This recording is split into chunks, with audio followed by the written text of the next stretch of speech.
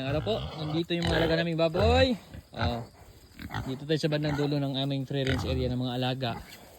So, andyan sila ngayon. Dati pala yan to, kaya yan may treasure kami dyan. Yan yung treasure, yung anuhan ng palay para matanggal dun sa pinakapuno niya.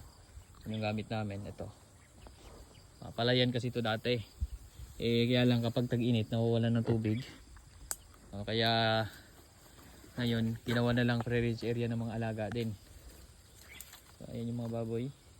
Tapos yung kambing namin dati dyan nakatira sa ibabaw. Yan o. Yun yung bahayan ng kambing dati.